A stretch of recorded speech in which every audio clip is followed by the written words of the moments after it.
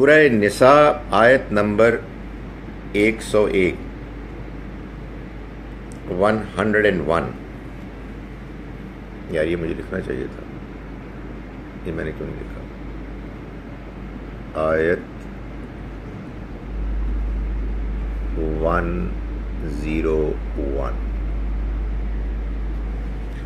اچھا جی، وَإِذَا ضَرَبْتُمْ فِي الْأَرْضِ، اور جب تم زمین پر سفر کرو، زمین میں سفر میں نکلو، فَلَيْسَ عَلَيْكُمْ جُنَاحٌ، تو تم پر کوئی حرج نہیں، کوئی گناہ نہیں، ان تقصروا من الصلاۃ، کہ تم نماز میں کمی کر لو، ان خفتم، اگر تم کو اندیشہ ہو، ان یفتنکم الذین کفروا، کہ وہ لوگ کہ جنہوں نے انکار کیا، منکرین، وہ تمہیں ستائیں گے.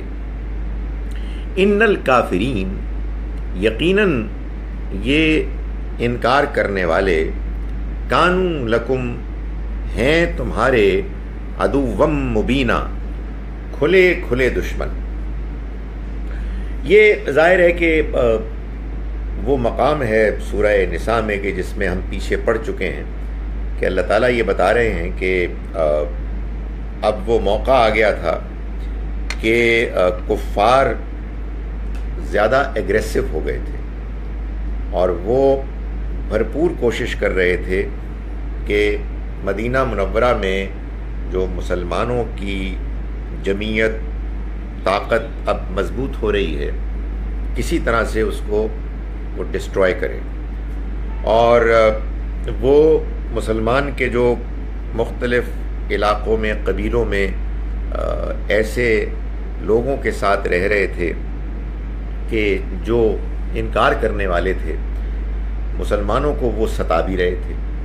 تو اللہ تعالیٰ نے مسلمانوں کو اس بات پر انکریج کیا کہ وہ نکلیں اور وہ ان حملہ کرنے والوں کو کے ساتھ بھی لڑیں، جہاد کریں، اور جہاں جہاں مسلمان ستائے جا رہے ہیں، اگر ان کی طرف سے آپ کو کوئی تقاضا آتا ہے تو آپ اگر جا سکتے ہیں تو آپ ایسے لوگوں کے خلاف بھی لڑیں کہ جو ان کو پرسیکیوٹ کر رہے ہیں. اس کا مطلب یہ ہوا کہ وہ صورتحال پیدا ہو گئی کہ جس میں اب مسلمانوں کا جہاد شروع ہو گیا تھا. اب مسلمان نکل رہے تھے جہاد کی غرض سے. تو اللہ تعالیٰ نے فرمایا کہ جب تم لوگ اب اس جہاد کے لیے سفر میں نکلو تو لیس علیکم جناح، تم پر کوئی حرج نہیں، کوئی گناہ نہیں، ان تقصروا من الصلاۃ، کہ تم نماز کو قصر کر لو. ان خفتم، اگر تمہیں اندیشہ ہو، ان یفتنکم الذین کفروا، کہ وہ لوگ کہ جنہوں نے کفر کیا، یہ منکر، یہ تمہیں ستائیں گے، تمہیں فتنے میں مبتلا کریں گے. اس سے یہ بات معلوم ہوئی کہ وعلیکم السلام سر، آپ یہاں آئیے، اللہ کا شکر ہے. اس سے یہ بات معلوم ہوئی کہ اللہ تعالیٰ نے یہ جو نماز میں قصر کا بیان کیا ہے، یہ در حقیقت ایک سہولت ہے، یہ ایک کنسیشن ہے. آپ اگر اس کو اختیار کرتے ہیں، خاص طور پر جب آپ کو یہ محسوس ہوتا ہے کہ کوئی ٹینشن ہے جہاد میں، سفر میں آپا دھاپی ہے، آپ فوکس نہیں کر سکتے، وقت کا، موقع کا تقاضا ہے کہ آپ اپنی نماز کو قصر کر لیں، تو آپ قصر کر سکتے ہیں. یہ قرآن مجید کے الفاظ واضح طریقے سے بتا رہے ہیں. قصر کیا ہے؟ نماز میں کمی کر دینا. یعنی جو طریقہ اس کا نبی اکرم صلی اللہ علیہ وسلم نے بتایا اور اس پر عمل کیا، وہ یہ تھا کہ جو 4 نمازیں ہیں فرض، ان کو 2 کر لیا جائے. فجر کی 2 ہے، مغرب کی 3 ہے، وہ ویسی ہی رہے گی، لیکن ظہر، عصر اور عشاء ان کو 2 کر لیا جائے۔ ایک اور طریقہ بھی نبی اکرم صلی اللہ علیہ وسلم کے عمل سے بھی معلوم ہوتا ہے، اور اس کی ایک ڈیمونسٹریشن بھی ہر سال ہوتی ہے کہ آپ اگر محسوس کریں کہ آپ کو اس سہولت کی ضرورت ہے تو آپ اپنی فرض نمازوں کو کہ جو 4 ہیں آپ 2 بھی کر سکتے ہیں، اور آپ ظہر اور عصر کو ملا کر پڑھ سکتے ہیں، اور مغرب اور عشاء کو ملا کر پڑھ سکتے ہیں۔ یعنی معلوم یہ ہوا جی وہ کسی ٹائم پر بھی، جو ٹائم، اصل میں مقصد سہولت ہے، مقصد ظاہر تنگ کرنا نہیں ہے، تو اس کا مطلب یہ ہوا کہ جب آپ کے لیے سہولت میں آسانی ہے۔ یہی حال مغرب سے عشاء کا ہے۔ بعض اوقات آپ محسوس کرتے ہیں ایئرپورٹ پہ ہیں، ریلوے اسٹیشن پہ ہیں، اس وقت ٹائم ہے، ابھی فلائٹ کے جانے میں کچھ دیر ہے، اور بعد میں بہت لمبی فلائٹ ہے، تو آپ نے ظہر کی پڑھی، عصر کی پڑھی ملا کے، آپ نے اسی طرح سے مغرب کے ٹائم پہ محسوس کیا، آپ نے محسوس کیا کہ آپ فلائٹ میں ہیں، ابھی you don't want to do it for some reason, جب جہاز اتر جائے گا آپ کو معلوم ہے کہ اس کے اترنے میں کے وقت آپ دونوں پڑھ سکتے ہیں، تب کر سکتے ہیں۔ تو یہ سہولت ہے، اس کو ظاہر آدمی اویل کرتا ہے اپنی مرضی سے۔ سر یہ سہولت is also only for travelling, یا ادروائز آلسو اگر کوئی بندہ بیمار ہے اور اس کے پاس ہمت نہیں ہے تو کر سکتے کمبائن؟ میں ابھی گزارش کرتا ہوں، اس میں ابھی کئی چیزیں ہیں، تو میں یہ جو بات کر رہا تھا ابھی وہ یہ تھی کہ یہ سہولت ہے، اور اس سہولت کا مظاہرہ اب عملاً اللہ تعالیٰ نے حج کے موقع پہ دکھا دیا۔ آپ جب مینا میں جاتے ہیں تو 5 نمازیں الگ الگ پڑھتے ہیں اور اس کو قصر کرتے ہیں۔ جب آپ جاتے ہیں، سوائے اس کے کہ آپ مسجد میں پڑھ رہے ہیں، جب مسجد میں پڑھ رہے ہیں تو جس امام کے پیچھے پڑھ رہے ہیں اس امام نے جو نماز پڑھائی ہے آپ نے وہی نماز پڑھنی ہے۔ لیکن جب آپ جاتے ہیں عرفات میں اور پھر مزدلفہ میں، تو عرفات میں ظہر اور عصر کو ملا دیا جاتا ہے، اور مزدلفہ میں مغرب اور عشاء کو ملا دیا جاتا ہے۔ سو یہ گویا کہ ہر سال اب اس بات کا مظاہرہ بھی ہوتا ہے۔ یہ جو یہاں بات کی گئی ہے جہاد کے لیے، جب تم نکلو اور تمہیں خدشہ ہو کہ تمہیں کوئی ستائے گا، اس وقت تم قصر کر لو۔ نبی اکرم صلی اللہ علیہ وسلم نے اس طرح کے موقعوں کے بغیر بھی، یعنی خطرہ نہیں بھی تھا تب بھی اس کو اختیار فرمایا، اس خاص مقصد کے پیش نظر کہ نماز آپ فوکس کے ساتھ، کنسنٹریشن کے ساتھ، آسانی کے ساتھ پڑھ سکیں۔ اور حضرت عمر کو جب اس بات پہ تعجب ہوا تو آپ نے فرمایا کہ یہ اللہ کی عنایت ہے جو اس نے تم پر کی ہے۔ وہ چیز ہے کہ جو ہمارے ہاں مشہور ہو گئی کہ یہ اللہ کی عنایت ہے تو اس لیے لازماً اختیار کرنی ہے۔ نہیں، لازماً تو اللہ تعالیٰ نے قرآن مجید میں بتا دیا کرنی نہیں ہے، یہ تو اصل میں تم اگر ایسا کرو گے تو کوئی گناہ نہیں ہوگا، جب موقع ہے اس کو استعمال کر لو۔ اب آپ کی بات سر، ہمارے ہاں یہ آج کل پتہ نہیں آپ نے دیکھا نہیں دیکھا، یہ کلپ بہت چل رہی ہے واٹس ایپ پہ کہ جس میں کہ ایک حدیث کا بیان کیا جاتا ہے کہ غالباً حضرت عبداللہ ابن عباس رضی اللہ عنہما نے یہ فرمایا کہ نبی اکرم صلی اللہ علیہ وسلم نے مدینہ منورہ میں بعض اوقات ایسی نماز بھی پڑھائی جس میں 2 نمازوں کو جمع کر لیا گیا، اور نہ سفر تھا، نہ خطرہ تھا، اور نہ بارش تھی۔ اور وہ یہ کہتے ہیں کہ اصل میں شیعہ حضرات اسی لیے ملا کر پڑھتے ہیں، اور وہ مانتے ہیں کہ یہ ہم ملا کر پڑھ رہے ہیں، نمازیں 5 ہیں تو الگ الگ ہیں۔ اور یہ جو اس طرح جس میں ایک سنی حضرات یہ بیان کرتے ہیں کہ اس سے معلوم ہوا کہ بعض اوقات بغیر کسی وجہ کے بھی آپ ملا کے پڑھ سکتے ہیں، یہ ان کا کہنا ہے۔ اس میں ایک اچھی بات تو خیر یہ ہے کہ اس میں شیعہ سنی یونٹی سامنے آتی ہے، اور لوگ ایک دوسرے کی بات کا احترام کرتے ہیں اور ایک دوسرے کو ڈیفینڈ کرتے ہیں، لیکن بندہ ناچیز کو یہ کہنے دیں کہ یہ بات پوری طرح سے ایسے نہیں ہے۔ یعنی اصل آپ کا پیغام دین کا قرآن میں ہے، اور یہی آیات ہیں۔ ان آیات میں اللہ تعالیٰ نے ایک سہولت دی ہے۔ یہ سہولت اصلاً جہاد اور خطرے کے موقع پر تھی۔ نبی اکرم صلی اللہ علیہ وسلم نے اس کو مزید ایکسٹینڈ کر دیا۔ اسی جہاد اور اسی خطرے کے موقع پر جو انسان کے اوپر ایک پریشانی اور ٹینشن ہوتی ہے، اس کے پیش نظر اور ایسے موقعوں کے لیے بھی اور ایسے موقعوں پر بھی آپ اسی سہولت کو اختیار کر سکتے ہیں کہ جہاں آپ ٹینس ہیں، جہاں آپ کے لیے پوری نماز پڑھنی ممکن نہیں ہے، تو آپ اس کو اختیار کر سکتے ہیں۔ وہ کیا موقع ہیں؟ ظاہر ہے ان میں ایک سفر ہے، بعض اوقات کوئی اور خطرہ ہوتا ہے جس میں آپ آسانی سے نماز پوری نہیں پڑھ سکتے یا پانچوں نہیں پڑھ سکتے۔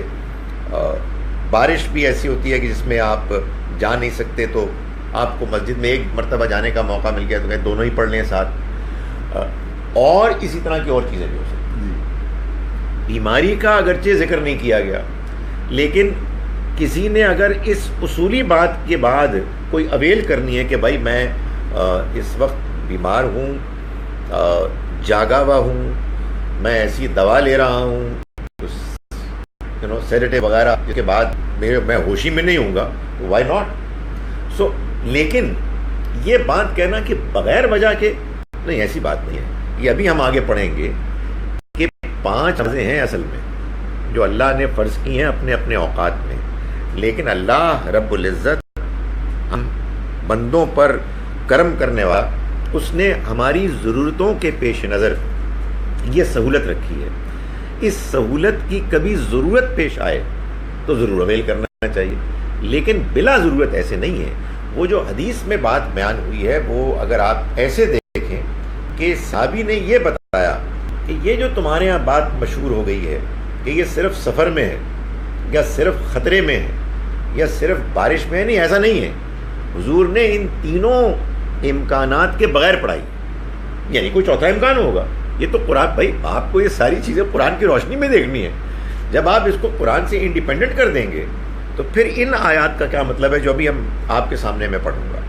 سو معلوم یہ ہوا کہ اس میں اب آدمی پرسنل لیول پہ آ گیا، یعنی آپ کو موقع پر اس کی ضرورت ہے، آپ اپنے آپ کو، اپنے ضمیر کو جسٹیفائی کریں اور آپ کہیں واقعی ضرورت ہے، اللہ نے کنسیشن دیا ہے، حضور نے فرمایا ہے کہ بھائی اللہ کی عنایت سے فائدہ اٹھاؤ جو اس نے تمہیں دی ہے۔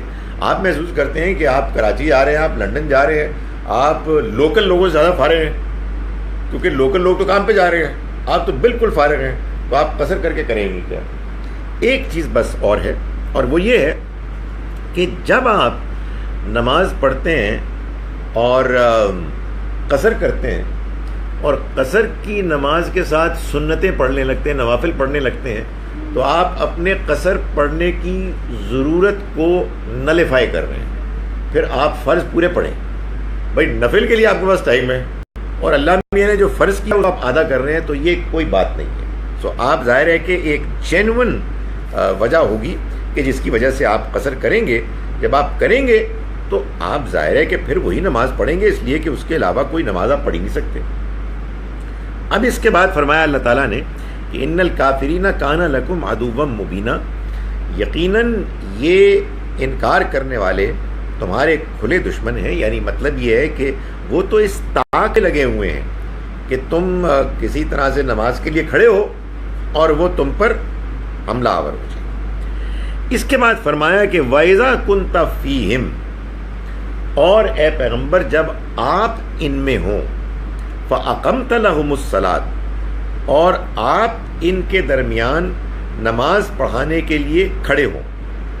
یعنی صورتحال یہ ہے کہ مسلمان نکلے ہیں، نبی اکرم صلی اللہ علیہ وسلم ان کے ساتھ ہیں، جہاد کا موقع ہے، اور آپ نے نماز پڑھائی تو فرمایا کہ فَلْتَقُمْ طَائِفَةٌ مِّنْهُمْ مَعَكَ، تو چاہیے کہ ایک گروہ ان میں سے آپ کے ساتھ کھڑا ہو جائے نماز کے لیے۔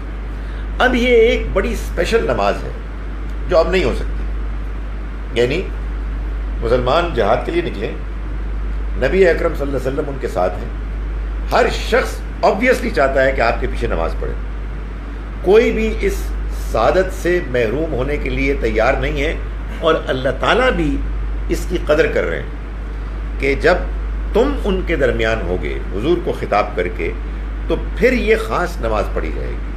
وہ کیا نماز ہوگی کہ چونکہ خطرہ ہے، سارے کے سارے اگر نماز پڑھنا شروع کر دیں تو پھر تو دشمن حملہ آور ہو جائے گا، تو پھر یہ کریں کہ فَلْتَقُمْ طَائِفَةٌ مِّنْهُمْ مَعَكَ، چاہیے کہ کھڑا ہو ایک گروہ ان میں سے آپ کے ساتھ، وَلْيَأْخُذُوا أَسْلِحَتَهُمْ، اور اپنا اسلحہ لیے رہیں، وہ اپنے اسلحے کو ساتھ رکھیں۔ فَإِذَا سَجَدُوا، پھر جب وہ سجدہ کریں، فَلْيَكُونُوا مِنْ وَرَائِكُمْ، تو وہ گروہ تمہارے پیچھے ہو، یعنی جس کے پاس اسلحہ ہے وہ پیچھے کھڑا ہو جائے۔ وَلْتَأْتِ طَائِفَةٌ أُخْرَى، پھر آئے وہ جس گروہ نے نماز نہیں پڑھی، وہ دوسرا گروہ، لم یصلوا، جنہوں نے نماز نہیں پڑھی، فَلْيُصَلُّوا مَعَكَ، تو انہیں چاہیے کہ وہ نماز پڑھیں آپ کے ساتھ، وَلْيَأْخُذُوا حِذْرَهُمْ وَأَسْلِحَتَهُمْ، اور انہیں چاہیے کہ وہ اپنے سامان کو، اسلحے کو، اور جو حفاظت کا سامان ہے اس کو وہ سنبھالے رکھیں۔ وَدَّ الَّذِينَ كَفَرُوا، چاہتے ہیں وہ لوگ کہ جنہوں نے انکار کیا، لَوْ تَغْفُلُونَ، کہ تم غافل ہو، عَنْ أَسْلِحَتِكُمْ وَأَمْتِعَتِكُمْ، اپنے اسلحے سے اور اپنے دوسرے ساز و سامان سے، فَيَمِيلُونَ عَلَيْكُمْ مَيْلَةً وَاحِدَةً، تو وہ تم پر ایک ہی مرتبہ حملہ آور ہو جائیں، یعنی تمہاری غفلت میں، یہ وہ چاہتے ہیں۔ وَلَا جُنَاحَ عَلَيْكُمْ إِنْ كَانَ بِكُمْ أَذًى مِّن مَطَرٍ، اور کوئی گناہ نہیں تم پر اگر تمہیں کوئی تکلیف ہو بارش کی وجہ سے، او کنتم مرضی، یا تم مریض ہو، ان تضعوا اسلحتکم، کہ تم اپنے اسلحے کو اتار دو، یعنی یہاں یہ بتایا گیا تھا نا کہ تم اسلحے کو پہنے رکھو، لیکن اگر کوئی بیماری کی وجہ سے یا بارش کی وجہ سے کچھ زحمت ہے تو بے شک اس موقع پر اتار دو۔ وَخُذُوا حِذْرَكُمْ، لیکن اپنے حفاظت کا سامان جو تمہارے جسم پہ لگا ہوا ہے، جو زرہ وغیرہ، وہ تم پہنے رکھو۔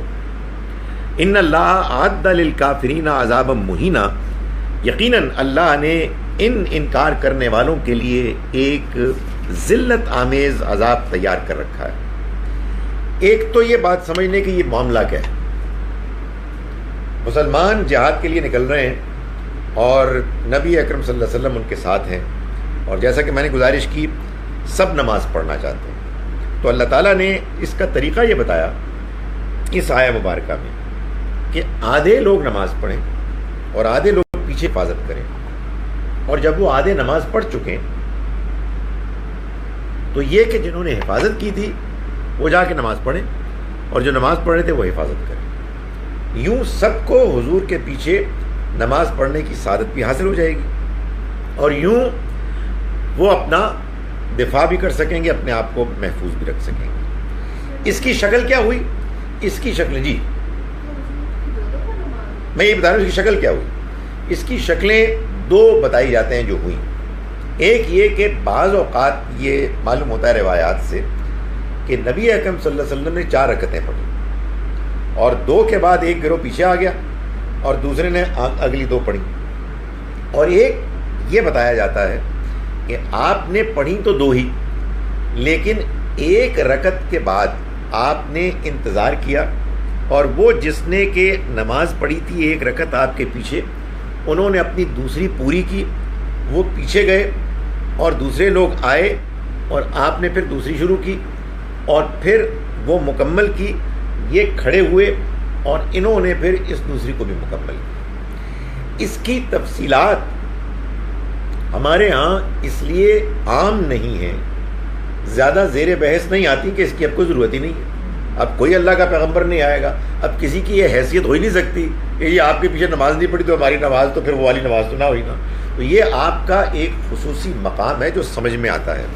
اسی لیے ہم یہ کہتے ہیں کہ بھائی یہ قرآن بول رہا ہے کہ قرآن مجید کی بعض آیات اس دور ہی کے لیے اپلیکیبل ہیں، قرآن ہر زمانے کے لیے ہے، نبی صلی اللہ علیہ وسلم اللہ کے پیغمبر ہیں تمام زمانوں کے لیے، آپ کی جو شان ہے، آپ کا جو مقام ہے صحابہ کرام کے دل میں، جو آپ کی عزت ہے، اس کا بیان بھی ہمارے لیے ہدایت ہے، لیکن یہ پریکٹیکلی اب اپلیکیبل نہیں ہے کہ کوئی مولوی صاحب، کوئی پیر صاحب کہے جی کہ میرا بھی یہ مقام ہے، نہیں، کسی اور کا مقام یہ نہیں ہے۔ چنانچہ یہ وہ خاص نماز ہے جس کے بارے میں یہاں ایک ایسے طریقے کو بیان کیا گیا کہ جس بیان پر جو اپلیکیشن ہوئی وہ معلوم ہوتا ہے کہ ایک سے زیادہ طریقوں سے ہوئی۔ اس سے ایک اور بھی سامنے بات آئی کہ بات یہ ہے کہ ایک ہے اللہ پر بھروسہ اور ایک ہے احتیاط۔ اللہ پر بھروسہ ظاہر ہے کہ کرنا چاہیے، لیکن اس کے بعد کیا آپ اپنی احتیاط کریں۔ وہ جو بڑا خوبصورت مشہور جملہ ہے نبی اکرم صلی اللہ علیہ وسلم کا کہ آپ کے پاس مسجد نبوی میں ایک صاحب آئے اور آپ نے پوچھا کہ بھائی وہ تم نے اپنی سواری اونٹ کا کیا کیا؟ انہوں نے کہا یہ میں نے اللہ کے حوالے کیا۔ تو آپ نے فرمایا ایک قلعہ، اس کو باندھو، ثم توکل، پھر اللہ پہ بھروسہ کرو۔ مطلب یہ کہ بعد کیا نہیں ہو اور اللہ بھی بھروسہ کر رہے ہو، یہ کیا بات ہوئی؟ اسی کو بہت ہی خوبصورت طریقے سے شاید پہلے بتایا تھا، مسیح علیہ السلام نے بیان فرمایا کہ آپ پہاڑی پر چڑھے تو شیطان آیا اور اس نے کہا کہ آپ تو اللہ کو بہت مانتے ہیں اور اللہ تو آپ کا بہت ساتھ دیتا ہے، تو آپ ایسا کریں کہ آپ یہاں سے چھلانگ مار دیں۔ تو اللہ چھلانگ مارے یہاں سے، اللہ تعالیٰ کو بچا لے۔ مسیح السلام نے فرمایا کہ اللہ نے مجھے اس دنیا میں بھیجا ہے تاکہ وہ میرا امتحان لے، اس لیے بھیجا ہے کہ میں چھلانگ ماروں اور مجھے بتاتا اسے کوئی اور کام نہیں ہے۔ بھائی آپ اپنی حفاظت کریں، آپ اپنے آپ کو محفوظ رکھیں۔ آپ کی اس تمام تر کوشش کے باوجود اگر کچھ کسر رہ جائے گی تو وہ پکڑ دے گا۔ تو اس نے دنیا اس لیے نہیں بنائی ہے کہ آپ بیٹھے رہے اور وہ معجزات کے ذریعے سے آپ کے کام کراتا رہے، تو پھر آپ کا کیا مقصد ہے؟ تو معلوم یہ ہوا کہ یہ وہ موقع تھا کہ جب عین جہاد ہو رہا تھا اللہ کے راستے میں، قرآن نازل ہو رہا تھا، پیغمبر صلی اللہ علیہ وسلم موجود تھے، نماز پڑھی جا رہی تھی۔ ظاہر ہے اللہ نماز میں متوجہ ہوتا ہے، اس کے باوجود اللہ تعالیٰ نے یہ فرمایا کہ آپ نے پوری احتیاط کرنی اور یہ کام ہرگز نہیں کرنا کہ آپ بے پرواہ ہو کے نماز پڑھنی شروع کر دیں، اور وہ کام نہیں کرنا کہ جو بعض لوگ کرتے ہیں۔ میں نے شاید واقعہ گزارا جس میں اللہ معاف کرے میرے ساتھ باقاعدہ جو کہتے ہیں نا سر بےزتی ہو گئی تھی میری۔ وہ میں جا رہا تھا ملتان ٹرین میں، وہ ایک ایمرجنسی میں جانا تھا، میرے ساتھ ایک میری رشتہ دار خاتون تھی، انہوں نے دیکھا کہ مغرب کی نماز کا ٹائم ہو رہا ہے، تو ہمارے یہاں بعض لوگ ٹرین سے اتر کے تو نماز جماعت کی پڑھنا شروع کر دیتے ہیں۔ تو انہوں نے کہا جی خالد صاحب تسی جاؤ تے نماز پڑھو۔ اچھا، میں نے کہا یار میری بھی ایک مردانہ وہ پیدا ہوئی ہے اندر جذبہ، میں نے کہا جا کے نماز پڑھتے ہیں۔ اب جناب ادھر جماعت شروع ہوئی ہے، ادھر ٹرین شروع ہو گئی اور ہم رکوع میں تھے، ادھر سے ہی سر آپ کا بندہ ناچیز رکوع سے ہی چل پڑا، اور وہ باقاعدہ مجھے یاد ہے اللہ معاف کرے کہ ٹرین میں کہہ رہا وہ مولوی بھاگ گیا۔ اچھا میں ٹرین کے اوپر چڑھا ہوں، ٹرین رک گئی، بھائی ان کی آپس میں کوئی ملی بھگت تھی کہ ٹرین چلے گی رک جائے گی، اس طرح ہی نماز پڑھنے کی کوئی ضرورت نہیں ہے۔ And it was full of tension. So آپ نے نماز پڑھنی ہے، سفر میں پڑھنی ہے، آپ اطمینان کریں اپنا، نماز میں آپ کو فوکس کرنا ہے۔ یہ کیا بات ہوئی کہ آپ سجدے میں گئے، کوئی بم تو نہیں آ جائے گا، دونوں کو آ کے مارے گا تو نہیں؟ تو ایک یہ اللہ تعالیٰ نے احتیاط بتائی ہے، ہر زمانے میں احتیاط کرنی ہے، دنیا کے کام کرنے ہیں جیسے کہ دنیا کے کام کیے جاتے ہیں، اور اللہ پر بھروسہ کرنا ہے۔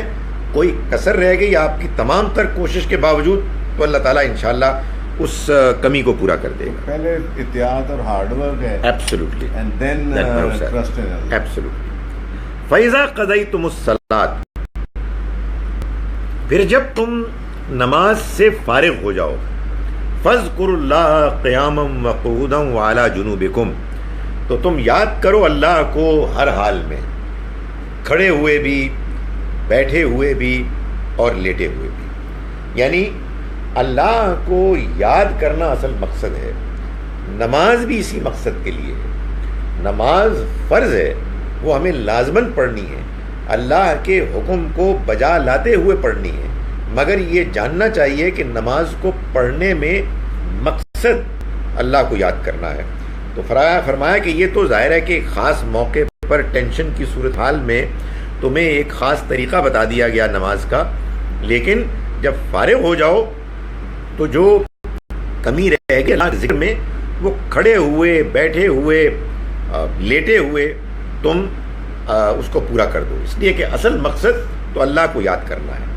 فَإِذَا اطْمَأْنَنْتُمْ، پھر جب تم اطمینان میں ہو جاؤ، یعنی تمہیں کوئی پریشانی نہیں، کوئی ٹینشن نہیں، فَأَقِيمُوا الصَّلَاةَ، تو نماز پڑھو پوری.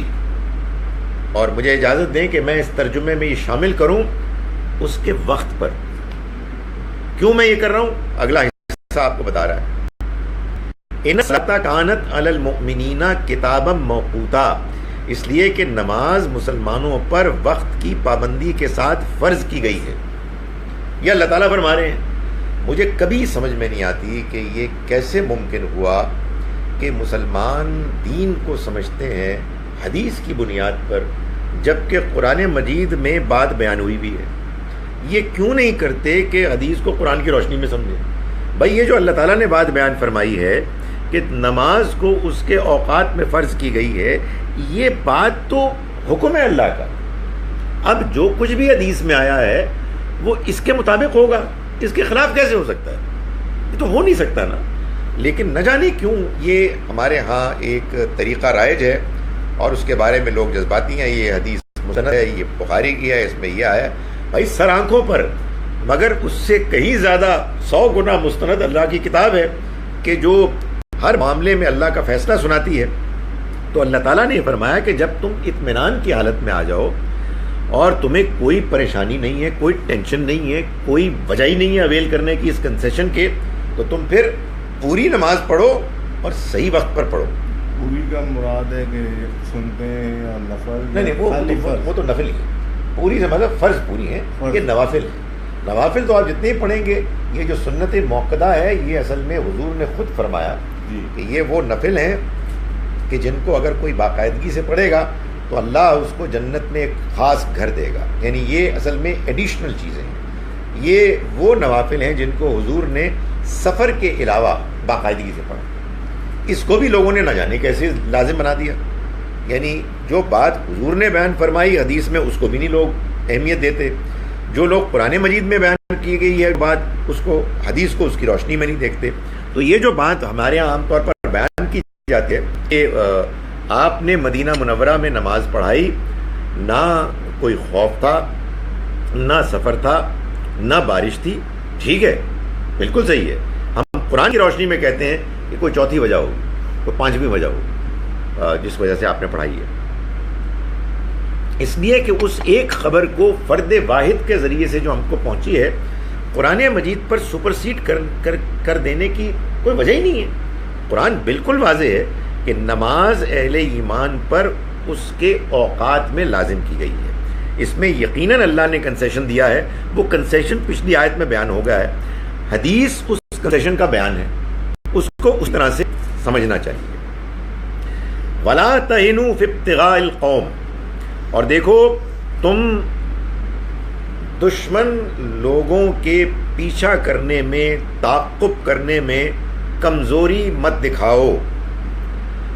یعنی اب یہ جنگ ہو گئی ہے تو اس میں سستی نہیں دکھانی. تم اللہ کے نمائندوں کے طور پر جہاد کے لیے نکل رہے ہو. ان تکونوا تعلمون، اور دیکھو اگر تم تکلیف اٹھا رہے ہو، فإنہم یعلمون کما تعلمون، تو وہ بھی تمہاری ہی طرح تکلیف اٹھا رہے ہیں. یعنی وہ بھی اس پروسیس سے گزر رہے ہیں. تم تو جو کام کر رہے ہو وہ بڑا کام ہے. وَتَرْجُونَ مِنَ اللَّهِ مَا لَا يَرْجُونَ، اور تم تو امید کرتے ہو اللہ سے، توقع رکھتے ہو اس کی کہ جس کی یہ توقع نہیں رکھتے. تمہارے لیے تو اس میں بڑا شرف ہے، تمہارے لیے تو بڑا موقع ہے کہ تم اپنے اللہ کو راضی کرو. تو تم نکلو اور اس میں سستی مت دکھاؤ. یہ وہ موقع ہے کہ جس میں تم اللہ کو راضی کر سکتے ہو، اس کے دین کی خدمت اور اس کے سپورٹ کے لیے. فرمایا حکیما، اور اللہ جاننے والا ہے، حکمت والا ہے. اللہ حکمت والا ہے. اس نے اپنی حکمت مصلحت کے تحت اس کا اہتمام کیا. اس نے تمہیں یہ موقع دیا کہ تم اس کے راستے میں نکلو اور تم اس کے دین کی خدمت، اس کی نصرت، اس کی مدد کے لیے اپنی قربانی پیش کر کے اللہ کے کو راضی کرو اور آخر اپنا معاملہ کرو. اس معاملے میں تمرین دکھاؤ. نماز کا ٹائم آئے گا، نماز کے معاملات ہوں گے، ہم نے اس کے احکام، اس میں کنسیشنز بیان کر دیے. تم اپنے کام کو پوری جاں فشانی کے ساتھ کرو. انا انزلنا الیک الکتاب بالحق، ہم نے نازل کی آپ پر یہ کتاب حق کے ساتھ، یعنی یہ بالکل ٹھیک ٹھیک بات بیان کرتی ہے. اس کا حق ہونا واضح ہے. حق وہ چیز ہوتی ہے کہ جو سچی ہے، جو بات کر رہی ہے وہ بات ٹھیک ہے، جس کا کلیم بالکل ٹھیک ہے کہ اللہ کی طرف سے ہے. تو قرآن مجید ایک کتاب برحق ہے، یعنی اس میں جو کچھ بیان ہوا وہ حق ہے، اور اس کا یہ دعویٰ بھی حق ہے کہ یہ اللہ کی طرف سے ہے، اور اس دعوے کے لیے یہ از خود ثبوت ہے، یعنی یہ خود اس بات کو ثابت کر رہی ہے. یہ کتاب کیوں اللہ نے نازل کی تم پر؟ لِتَحْكُمَ بَيْنَ النَّاسِ، تاکہ تم فیصلہ کرو لوگوں کے درمیان. یعنی اس وقت جو مارکا ہو رہا ہے اس میں یہ طے کرو لوگوں کے درمیان کون مخلص ہے، کون مخلص نہیں ہے، اور تم یہ فیصلہ کرو بما اراک اللہ، اس کے مطابق جو تمہیں اللہ نے دکھایا. یعنی معلوم یہ ہوا کہ اللہ تعالیٰ اس کتاب کے ذریعے سے آپ کو دکھاتا تھا کہ یہ جو لوگ ہیں ان کے معاملے میں فیصلہ کیا جائے. ان میں کچھ مخلص ہیں اور ان میں وہ بھی ہیں کہ جو منافق ہیں، جو کھوٹے ہیں. تو اللہ نے تو حق کے لیے یہ کتاب نازل فرمائی ہے. وَلَا تَكُنْ لِلْخَائِنِينَ خَصِيمًا، اور دیکھو تم بد عہدوں کے لیے حمایتی مت بنو. ظاہر ہے کہ آبویسلی اس وقت کی صورتحال یہ تھی کہ لوگوں کو کہا جا رہا تھا، مسلمانوں کو، تم اللہ کے راستے میں نکلو. کچھ لوگ کمزور تھے، وہ نہیں نکلنا چاہتے تھے. بھائی ایک آدمی ایسے بھی تو مسلمان ہو سکتا ہے، بھائی جیسے ہم پیدائشی ہیں، تو ادھر لوگ ایسے بات ہو ذرا مسلمانوں کے روب کی وجہ سے، طاقت کی وجہ سے، اپنی رشتہ داریوں کی وجہ سے مسلمان ہو گئے، لیکن ابھی ان کے اندر وہ ایمان کی قوت، جذبہ نہیں تھا، ان کے اندر وہ کنوکشن پیدا نہیں ہوئی تھی. تو اللہ تعالیٰ نے فرمایا کہ یہ لوگ جو چل رہے ہیں، یہ کتاب اس لیے آئی ہے کہ ان کے درمیان فیصلہ کرے کہ کون ہے کہ جو واقعی ایمان لایا ہے اور کون کھوٹ میں مبتلا ہے. اور جو تم میں سے سچے لوگ ہیں وہ ان لوگوں کے معاملے میں جو خیانت کرنے والے ہیں، بد عہدی کرنے والے ہیں، ان کے حمایتی مت بنو، ان کو ڈیفینڈ کرنے کی کوشش مت کرو. واستغفر اللہ، اور اللہ سے معافی مانگو. ان اللہ کان غفور الرحیم، اللہ مغفرت کرنے والا، رحم کرنے والا ہے. یعنی یہ بات کہ تم کسی اور اپنے ساتھی کے بارے میں نہیں، یہ بندہ ٹھیک ہے، ذرا تھوڑا سا کمزور ہوا ہوا ہے اس وقت، تھوڑا اس کو فلو ہوا ہوا ہے، ورنہ بندہ بالکل مخلص ہے، یہ نکل آتا. بھائی تم کیوں کرتے ہو یہ؟ اللہ نے اس امتحان کو برپا کیا ہے، اس میں اللہ ان حالات واقعات سے فیصلہ کرے گا کہ کون مخلص ہے اور کون مخلص نہیں ہے. اور اگر تم نے ان کی سپورٹ اس سے پہلے کی، اللہ سے معافی مانگو، یقین اللہ مغفرت کرنے والا، رحم کرنے والا ہے. وَلَا تُجَادِلْ عَنِ الَّذِينَ يَخْتَانُونَ أَنفُسَهُمْ، اور ان لوگوں کی طرف سے ہرگز وکالت نہ کرو جنہوں نے اپنے نفس کے خلاف، نفس کے ساتھ خیانت کی، جو اپنے آپ کے ساتھ خیانت کر رہے ہیں. قرآن مجید یہ بات بار بار بیان کرتا ہے کہ وہ لوگ کہ جو جانتے بوجھتے ہوئے کوئی غلط کام کرتے ہیں، گناہ کرتے ہیں، زیادتی کرتے ہیں، تو وہ کسی کے ساتھ زیادتی نہیں کرتے، اپنے ساتھ زیادتی کرتے ہیں، وہ اپنے نفس کے ساتھ خیانت کر رہے ہیں. تو اللہ فرمائے کہ یہ لوگ جو اپنے ساتھ خیانت کر رہے ہیں، تم ان کے حمایتی بن کے ان کی وکالت کیوں کر رہے ہو؟ وَلَا تُجَادِلْ عَنِ الَّذِينَ يَخْتَانُونَ أَنفُسَهُمْ، اور تم نہ وکالت کرو ان لوگوں کی جانب سے کہ جو اپنی جانوں پر ظلم کرتے ہیں، اپنے نفس کے خلاف، اپنے نفس سے خیانت کر رہے ہیں. ان اللہ لا يحب من کان خوانا اثیما، اللہ ہرگز نہیں پسند کرتا ایسے لوگوں کو جو بد عہد ہیں، جو حق تلفی کرنے والے ہیں. یعنی جو اس طرح کے لوگ ہیں، یہ وہ لوگ ہیں کہ جن کو اللہ تعالیٰ محروم کر رہا ہے کہ وہ تمہارے ساتھ اس مہم میں، اس مشن میں اچھے جذبے کے ساتھ ملیں. تو تمہیں ان کی حمایت کرنے، ان کو سپورٹ کرنے، ان کی طرف سے صلح صفائی پیش کرنے کی کوئی ضرورت نہیں ہے. یستخفون من الناس، یہ لوگوں سے چھپ سکتے ہیں. ولا یستخفون من اللہ، مگر یہ اللہ سے نہیں چھپ سکتے. وَهُوَ مَعَهُمْ، اور وہ ان کے ساتھ ہوتا ہے اس وقت بھی، اِذْ يُبَيِّتُونَ، جب کہ وہ باتیں کر رہے ہوتے ہیں سرگوشیاں، مَا لَا يَرْضَى مِنَ الْقَوْلِ، کہ جو اس کی مرضی کے خلاف. یعنی تم تو ان کے بارے میں باقاعدہ بحث کر رہے ہو، اللہ تو ان کو اس وقت بھی جانتا ہے اور دیکھ رہا ہوتا ہے، سن رہا ہوتا ہے، جب وہ آپس میں باتیں کر رہے ہوتے ہیں اللہ کی مرضی کے خلاف، وہ باتیں کہ جو غلط باتیں ہوتی ہیں، جو نیگیٹو ہوتی ہیں. کان اللہ بما یعملون محیطا، اور اللہ ہر چیز کا احاطہ کیے ہوئے ہیں. میں اب ان آیات کا ترجمہ ایک مرتبہ پھر پڑھ رہا ہوں، اس سے پہلے کہ ہم سوال جواب.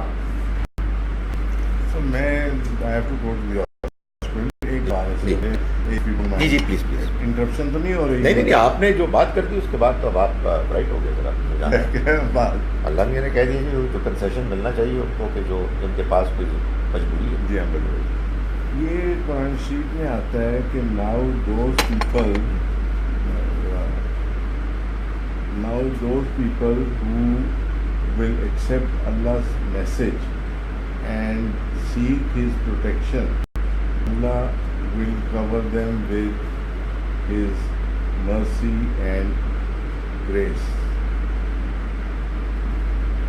کوئی آیت رپورٹ کی ہے؟ جی ہاں، یہ آیت ہے النساء، سورۃ نساء. جی سورۃ نساء نمبر 74 175. اچھا، یہ آگے آ رہی ہے. جی آپ سوال کیجیے، میں آیت دیکھتا ہوں. یہ اس میں ذرا تفصیل مطلب سمجھنا چاہ رہا ہوں میں اس کی، کیونکہ اس کا مطلب ہے کہ اگر یہ دعا بندہ کرے کہ I accept Allah message and seek his protection, تو پھر سب عیش ہے.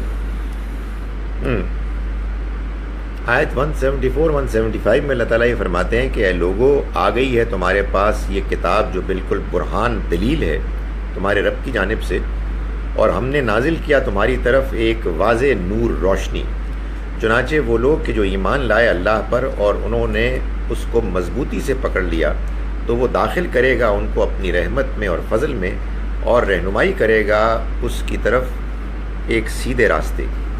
یہاں تو یہ بتایا گیا ہے، یعنی مطلب یہ ہے کہ آپ جب ایمان لے آتے ہیں اور اللہ کو مضبوطی سے پکڑ لیتے ہیں، یعنی اس کے راستے کو اختیار کر لیتے ہیں، تو پھر وہ آپ کو اس مخلصانہ روش کے نتیجے میں ہدایت کرتا رہتا ہے. وہ آپ کو بھٹکنے نہیں دے گا جب تک کہ آپ اپنی اس روش پہ قائم رہیں گے. اس کا یہ ہرگز مطلب نہیں ہے کہ اس کے نتیجے میں آپ کو کوئی چوٹ نہیں آئے گی، آپ کو کوئی بیماری نہیں آئے گی.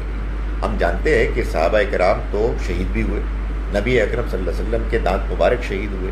تو یہ تو اصل میں دنیا کا وہ امتحان ہے کہ جس میں ہر انسان اپنی توفیق کے مطابق اللہ کے راستے میں قربانی دیتا ہے جیسے اللہ نے اس کے لیے طے کیا ہوا ہے، اور وہ ثابت کرتا ہے کہ وہ مخلص ہے.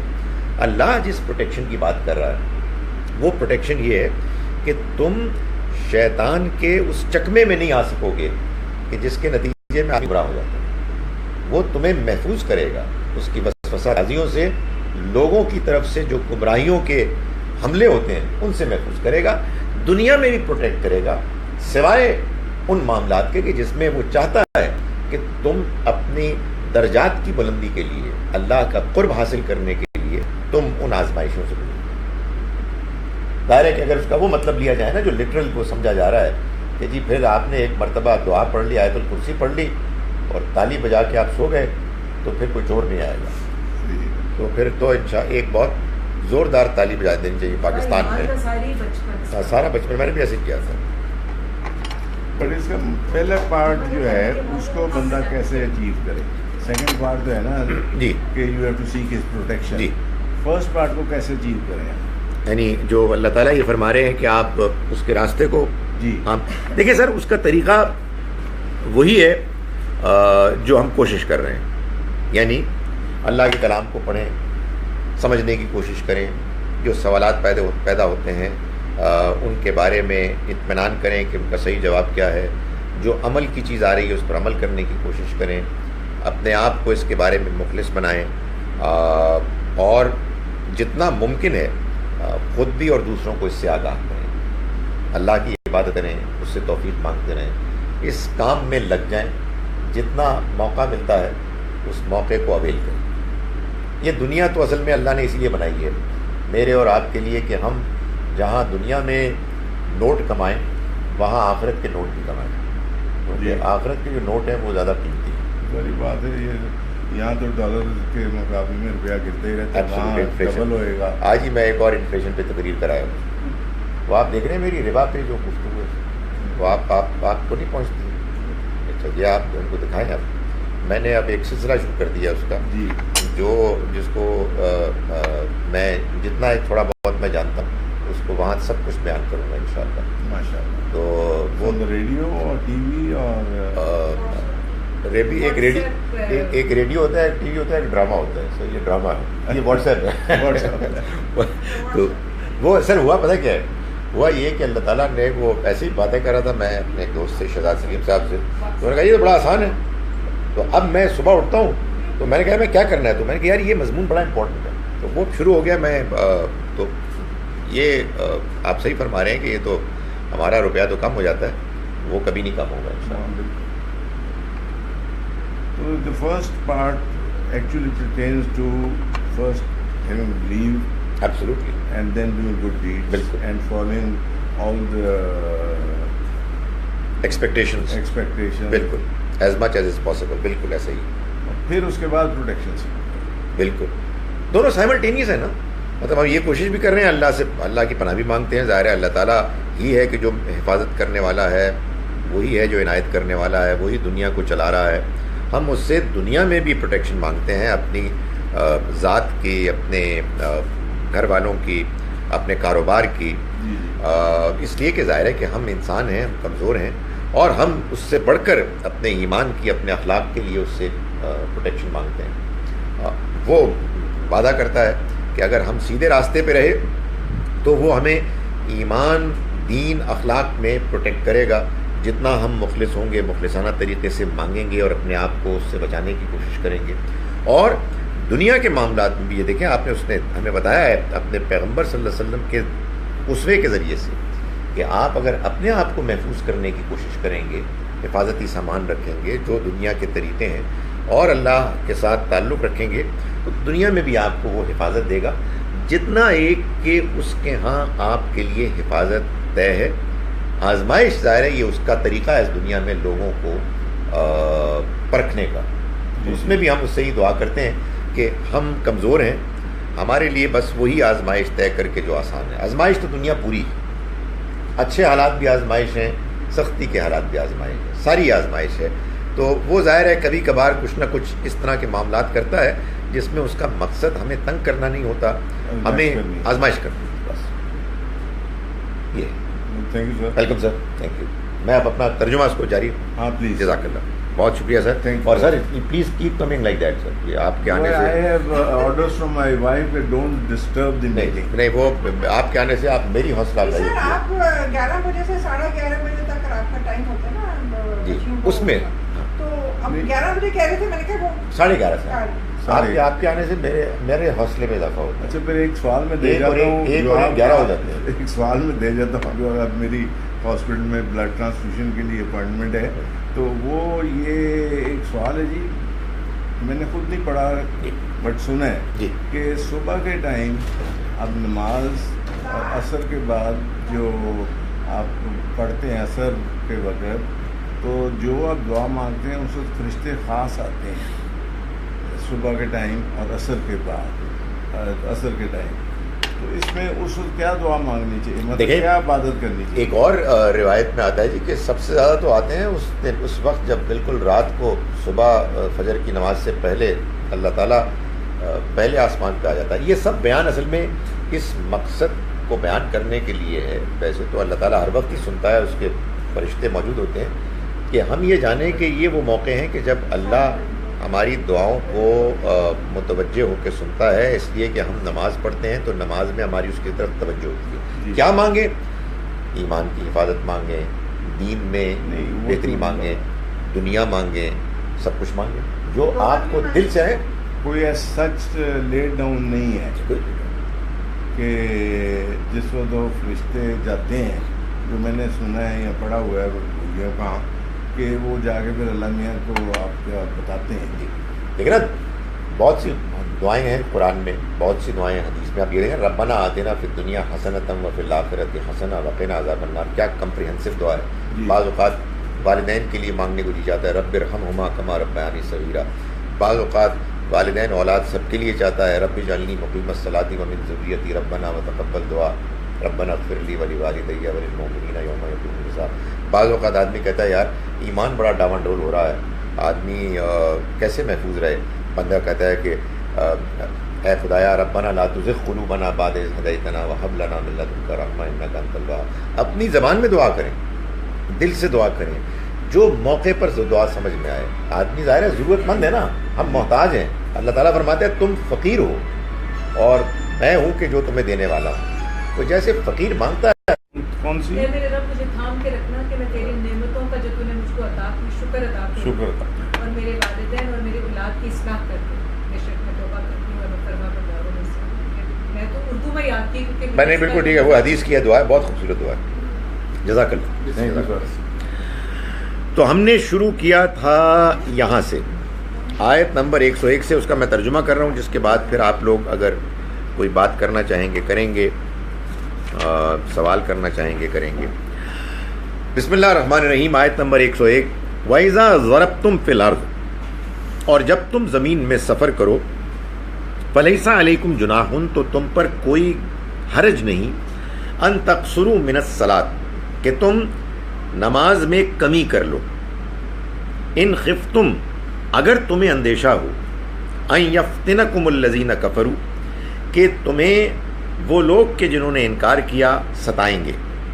ان الکافرین, یقیناً یہ انکار کرنے والے, کانوا لکم عدوا مبینا, تمہارے کھلے دشمن ہیں. وَإِذَا كُنْتَ فِيهِمْ, اور جب اے پیغمبر آپ ان میں ہوں, فَأَقَمْتَ لَهُمُ الصَّلَاةَ, پھر آپ ان کے لیے نماز پڑھیں. فَلْتَقُمْ طَائِفَةٌ مِّنْهُمْ مَعَكَ, تو چاہیے کہ ان میں سے ایک گروہ آپ کے ساتھ ہو نماز پڑھنے میں. وَلْيَأْخُذُوا أَسْلِحَتَهُمْ, اور وہ اپنا اسلحہ لیے رہے. فَإِذَا سَجَدُوا, پھر جب وہ سجدے میں جائیں, فَلْيَكُونُوا مِنْ وَرَائِكُمْ, تو وہ ہو جائیں تمہارے پیچھے دوسرے. وَلْتَأْتِ طَائِفَةٌ أُخْرَى, اور چاہیے کہ دوسرا گروہ, لم یصلوا, جس نے نہیں پڑھی نماز, فلیصلوا معک, وہ پڑھے آپ کے ساتھ. ولیأخذوا حذرهم واسلحتهم, اور انہیں چاہیے کہ وہ اپنے اسلحے کو اور اپنی حفاظت کے سامان کو رکھیں اپنے ساتھ. ود الذین کفروا, چاہا ان لوگوں نے کہ جنہوں نے انکار کیا, لو تغفلون, کہ تم غفلت میں مبتلا ہو جاؤ, ان اسلحتکم و امتعتکم, اپنے اسلحے سے اور اپنے حفاظت کے سامان سے. فیمیلون علیکم میلۃ واحدہ, پھر وہ تم کو ایک ہی بار حملہ آور ہو کے تمہارے اوپر ٹوٹ پڑیں. ولا جناح علیکم, اور تم پر کوئی حرج نہیں ہے. ان کان بکم عزم من مطر, کہ اگر تم کو کوئی تکلیف ہو بارش کی وجہ سے, او کنتم مرضی, یا تم مریض ہو, ان تضعوا اسلحتکم, کہ تم اپنے اسلحے کو اتار دو. وخذوا حذرکم, لیکن اپنی حفاظت کے سامان کو پھر بھی پکڑے رکھو. ان اللہ اعد للکافرین, یقیناً اللہ نے تیار کر رکھا ہے ان انکار کرنے والوں کے لیے عذاب مہینہ, ایک ذلت آمیز عذاب. فَإِذَا قَضَيْتُمُ الصَّلَاةَ, پھر جب تم نماز پوری کر لو, فَاذْكُرُوا اللَّهَ قِيَامًا وَقُعُودًا وَعَلَىٰ جُنُوبِكُمْ, تو تم یاد کرو اللہ کو کھڑے, بیٹھے اور لیٹے ہوئے اپنی کروٹوں پر. فَإِذَا اطْمَأْنَنْتُمْ, پھر جب تم کو اطمینان نصیب ہو جائے فاقیموا الصلاۃ تو پوری نماز اس کے اوقات کے مطابق پڑھو. ان الصلاۃ کانت علی المؤمنین کتابا موقوتا یقیناً نماز تو اہل ایمان پر فرض کی گئی ہے وقت کی پابندی کے ساتھ. ولا تہنوا فی ابتغاء القوم اور تم دشمن کے پیچھے جانے میں تعقب میں کمزوری مت دکھاؤ. ان تکونوا تعلمون دیکھو اگر تم تکلیف اٹھا رہے ہو فإنہم یعلمون کما تعلمون تو وہ بھی تو تکلیف اٹھا رہے ہیں جیسے تم اٹھا رہے ہو. وترجون من اللہ ما لا یرجون اور تم تو امید رکھتے ہو اللہ سے ویسی کہ جیسے وہ امید نہیں رکھتے. وکان اللہ علیما حکیما اور اللہ جاننے والا حکمت والا ہے.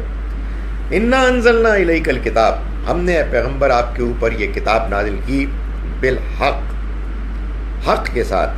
لتحکم بین الناس تاکہ آپ فیصلہ کریں لوگوں کے درمیان بما اراک اللہ اس کے مطابق کہ جو اللہ نے آپ کو دکھایا. ولا تکن للخائنین خصیما اور تم ان بدعہدوں کے حمایتی مت بنو. واستغفر اللہ اور اللہ سے معافی مانگو. ان اللہ کان غفورا رحیما یقیناً اللہ مغفرت کرنے والا رحم کرنے والا ہے. ولا تجادل عن الذین یختانون انفسهم اور وکالت مت کرو ان لوگوں کی کہ جنہوں نے اپنے ساتھ خود خیانت کی. ان اللہ لا یحب من کان خوانا اثیما اللہ کسی ایسے شخص کو پسند نہیں کرتا جو بدعہد ہے اور حق تلفی کرنے والا ہے. یستخفون من الناس یہ چھپتے ہیں لوگوں سے. ولا یستخفون من اللہ مگر اللہ سے نہیں چھپ سکتے. وہو معہم جب کہ وہ ان کے ساتھ ہوتا ہے. اذ یبیتون جب وہ سرگوشیاں کر رہے ہوتے ہیں. ما لا یرضی من القول ان باتوں میں کہ جو اس کی مرضی کی نہیں اس کی مرضی کے خلاف. وکان اللہ بما یعملون محیطا اور اللہ جو کچھ یہ کر رہے ہیں اس کا احاطہ لیے. اقول قولی ھذا واستغفر اللہ. سر میں کوئی سوال جی جی جی سر یہ جو آپ نے بتایا کہ نماز کتابہ موقوتا یعنی اپنے ٹائم پر فرض ہے. جی جی سر اس کے علاوہ مختلف جگہ پر قرآن میں آتا ہے کہ اللہ تعالیٰ کو یاد کرو اور جو ٹائمز کچھ جو مجھے سمجھ میں آتے ہیں کچھ ڈان کے قریب کا ٹائم لگتا ہے کچھ ڈسک کا ٹائم لگتا ہے اور نون کا ٹائم لگتا ہے. سب وہ جو یاد کرنا ہے وہ نماز سے ہٹ کر کچھ یاد کرنا ہے کہ وہ اسی کی ایک اور حکم کی ایک ایسا لگتا ہے اور ظاہر ہے ہمارے ہاں اس میں بعض لوگوں نے ایک ڈفرینٹ پرسپیکٹو بھی اختیار کیا کہ اللہ تعالیٰ نے اسی نماز کے اوقات کی طرف اشارہ کیا اور اس نماز کو چونکہ نماز ایک پریکٹیکل معاملہ ہے جو تھیوری سے ڈسکرائب نہیں ہو سکتا. اگر آپ مجھ سے دیانتداری سے ایک بات پوچھیں کہ یہ جو تم نے آج مولوی صاحب نماز پڑھائی ہے یعنی نماز کے بارے میں پڑھایا ہے حضور صلی اللہ علیہ وسلم کی نماز جو جس کو کہتے ہیں صلاۃ الخوف وہ جو خطرے کے موقع پر یہ نماز ذرا بتا تو دو کیسے ہے. میں بتا نہیں سکتا میں بس ترجمہ کر دیا آپ کے سامنے کچھ باتیں بتا دی. وجہ یہ ہے کہ الفاظ میں وہ بات نہیں بتائی جا سکتی کہ جو عملی بات ہے. تو چنانچہ اس لیے اللہ تعالیٰ نے نماز کو حج کو روزے کو نماز جنازہ کو عید کی نماز کو اور بہت ساری چیزوں کو سنت کے ذریعے سے دیا ہے اس امت کو جو قرآن ہی کی طرح سے ایک محفوظ سورس ہے جس کے بارے میں پوری امت میں پہلے دن سے صحابہ کرام کے زمانے سے اتفاق ہو گیا اجماع ہو گیا اور پھر وہ ہم تک آئی ہے. اس سنت کی طرف اشارات اس میں اس کے اوقات کی طرف بھی اشارات ہیں. اس میں رکوع کو بھی بیان کیا گیا ہے اس میں پڑھنی ہے سنت سے اور جو یہ ہے معاملہ. تو سر یہ یعنی کنفرم بات ہے کہ رسول اللہ صلی اللہ علیہ وسلم نے 5 دفعہ ہی نماز پڑھائی 3 دفعہ نہیں جیسے اہل تشریف نماز تو 5 ہی پڑھتے نا لیکن 3 ٹائم ظہرین اور مغربین یعنی 2 ظہر اور 2 مغرب ان کے ہاں یہ بالکل طے بات ہے یہ 5 ہیں 5 کو ہم نے 3 کیا ہوا ہے. ظاہر ہے کہ وہ ایسا ہی ہوا ہے نا جیسے کہ ہمارے یہاں بھی بہت ساری چیزیں بعض چیزیں ہو گئیں کہ ایک چیز بعض موقعوں پر ہوئی اور ان بعض موقعوں کو انہوں نے پھر اکثر کرنا شروع کر دیا. جیسے مثال کے طور پر لگتا ہے بظاہر واللہ عالم رفع دین میں ہوا کہ یا رفع دین نہ کرنے میں ہوا. جیسے میں آپ کو بتا رہا ہوں کہ پوری نماز کے ساتھ ہمارے ساتھ یہی معاملہ ہوا کہ سبحان ربی الاعلیٰ سبحان ربی الاعلیٰ کبھی پڑھی آپ نے؟ ہم نے سارا وقت پڑھنی شروع کر دی. شروع کا جو وہ تسبیح ہے جو شروع میں آپ پڑھتے ہیں نماز کے سبحانک اللہم، وہ بھی ظاہر ہے آپ نے کبھی پڑھی کبھی کچھ اور پڑھ لیا، ہم نے سارا وقت پڑھنا شروع کر دیا. سو یہ ہو جاتا ہے. ظاہر ہے کہ یہاں ان کے یہاں ایک بڑی چیز میں ہو گیا، لیکن یہ تصور بالکل کلیئر ہے کہ یہ 5. جی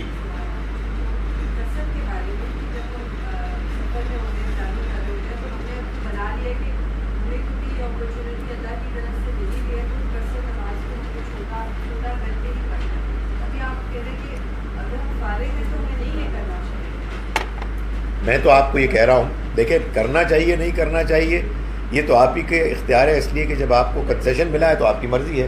لیکن قرآن کے الفاظ یہ ہیں کہ لا جناح علیکم ان تقصروا من الصلاۃ، تم پر کوئی گناہ نہیں، تم پر کوئی حرج نہیں اگر تم نماز کو قصر کر لو. اس کا مطلب یہ ہوا کہ نماز کو قصر کرنا یہ ایک کنسیشن ہے، یہ نہیں. وہ اصل میں غلط فہمی پیدا ہو گئی اس بات سے کہ جو حدیث میں آیا حضور نے فرمایا کہ یہ اللہ کی نعمت ہے، اس سے فائدہ اٹھاؤ. یعنی مطلب یہ ہے کہ جب اس کی ضرورت ہے. لیکن میں تو آپ کو مثال دے رہا ہوں نا کہ آپ شہر سے میرے ساتھ ہوتا ہے. میں اکثر جب کراچی جاتا ہوں تو لاہور میں بہت کام ہوتے ہیں، کراچی فارغ ہوتا ہوں تو اب فارغ ہوتا ہوں تو میں کیا سوں، ظاہر ہے میں اپنی نماز پڑھوں گا، جب میں نماز پڑھوں گا تو پڑھوں گا. اچھا دوسری بات یہ ہے کہ آپ نماز پڑھ رہے ہیں اور یہ تو پڑھ رہے ہیں قصر اور باقی آگے ٹائم بہت ہے چلو نوافل پڑھنا شروع کر دیں. تو نوافل پڑھیں تو پھر فرض تو سب سے اہم چیز ہے، اس کو پورا پڑھیں. تو وہی معاملہ ہوا ہے کہ ہمارے ہاں اصل میں سمجھنے میں غلطی اور اس کے بعد بار بار لوگ جو کرتے ہیں اس کو آنکھیں بند کر کے فالو کرنا، اور پھر اگر کوئی کویسچن کرے توجہ دلائے کہ بھائی یہ ایسے نہیں ہے اس کو تانا دینا. تو کئی بیماریاں ایک ساتھ پیدا ہو گئی کہ آپ کو بڑا سمجھ میں آیا ہے، آپ زیادہ جانتے ہیں ان سے. ارے بھائی کوئی نہیں جانتے یہ قرآن کیا ہے، قرآن واضح آپ پڑھ لیں. میں لوگوں کو کہتا ہوں، لوگ کہتے ہیں کہ ہمیں جو زیادہ تر لوگ کہہ رہے ہیں جس کو جمہور کہتے ہیں اس کو ماننا چاہیے. تو میں اس کے جواب میں کہتا ہوں ضرور ماننا چاہیے جب بات سمجھ میں نہ آئے، لیکن جب بات سمجھ میں آ جائے تو کیا کریں، جمہور کی بات مانیں. یعنی قرآن مجید میں آپ کو اللہ میاں کی بات سمجھ میں آ گئی ہے تو آپ کہیں اللہ میاں کی بات تو یہی ہے، لیکن میں جو زیادہ تر علماء کہہ رہے ہیں ان کی بات مانوں گا. یہ آپ کیسے کہہ سکتے ہیں بھائی؟ تو آپ لازماً اس کی بات ہی کو مان. تو ایک سادہ سی بات، نماز کو وقت پہ پڑھنا فرض قرار جی، اور پھر ساتھ کنسیشن دے دیے. مطلب سفر میں ہوتا جی وہ یہی مسئلہ ہوا، سفر میں ہو یا وہ جو میں آپ کو حدیث سنا رہا تھا کہ سفر ہی کی طرح کی اور کوئی پریشانی ہو. اس زمانے میں یہ بات مشہور ہو گئی تھی کہ بارش کی وجہ سے بھی ایسا ہو سکتا ہے، خوف کی وجہ سے بھی ایسا ہو سکتا ہے کہ لوگ آئیں اور 2 ایک ساتھ پڑھ کے چلے جائیں. تو حضرت عبداللہ ابن عباس نے کی روایت میں یہ آیا کہ نبی صلی اللہ علیہ وسلم نے سفر، خوف اور بارش کے بغیر نماز قصر کروائی. اس سے لوگ یہ مطلب سمجھتے ہیں کہ جدو موڈ ہو گیا. نہیں، یہ مطلب نہیں ہے، یہ تو قرآن کے خلاف ہے. یعنی اس کے علاوہ بھی اگر کوئی اور وجہ ہو تو آپ مجبوری میں ضرورت کے تحت یہ کر سکتے ہیں. عام معمول کی نماز تو 5 نمازیں ہیں اور پوری نمازیں. یہ بس ask yourself, is it important? Go ahead. ہاں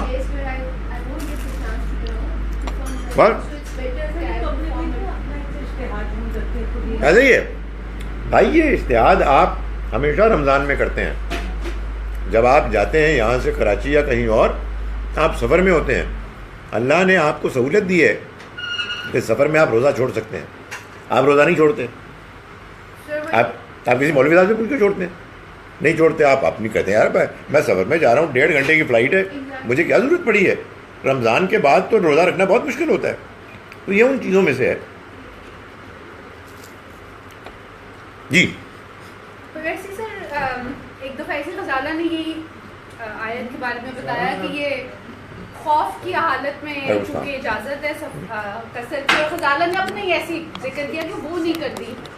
جب کراچی ہم اپنی امی وغیرہ کے گھر جاتے تھے تو مجھے تو بڑا ہی افسوس ہوا کہ اچھا یہ ایسے صرف یہ خوف کی حالت میں ہو سکتا ہے. پھر میں نے ڈھونڈ کے بہت ساری اور انٹرپریٹیشن پڑھی, تو میں تو قصر کو بہت انجوائے کرتی ہوں. نہیں ٹھیک ہے, آپ قصر پڑھیں جب جائیں, بے شک سوئیں, باقی میں آپ کو کچھ نہیں کہہ سکتا, لیکن آپ بھی مجھے کچھ نہ کہیں.